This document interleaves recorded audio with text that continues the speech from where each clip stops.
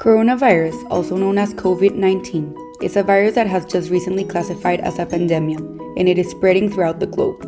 It is crucial for all citizens to be aware of what it is that we're battling, so that we can protect our family and our loved ones and stop the propagation of this disease.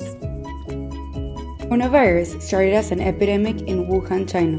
It is believed that the outbreak happened in a wet market or close to that market. So, what are the symptoms of this virus? The symptoms include fever, dry cough, sore throat, shortness of breath, and in severe cases, pneumonia.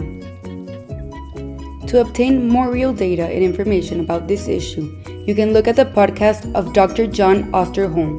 He is an infectious disease expert, a very well-known professor, and has worked many times with the US government. He has more titles, making him a very reliable source. And here I will leave you some very important facts that Dr. Osterholm shares with us. Due to the high contagion rate of coronavirus, Dr. Osterholm conservatively estimates that this could require 48 million hospitalizations, 480,000 deaths, and over 96 million cases occurring worldwide. Dr. Osterholm then tells us that this is not an old person's disease and that people should stop thinking that. Many of the most serious cases in Italy are seen in people whose ages range between the 40s. He also tells us that coronavirus will be in our population for 3 to 6 months or even more.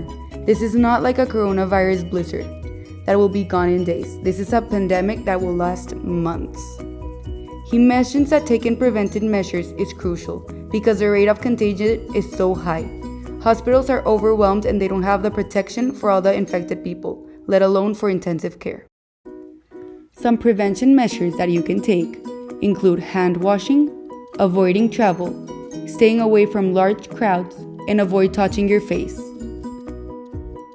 Face masks and hand sanitizers do not prevent you from getting coronavirus. The only thing that will protect you from the virus is isolation in your home.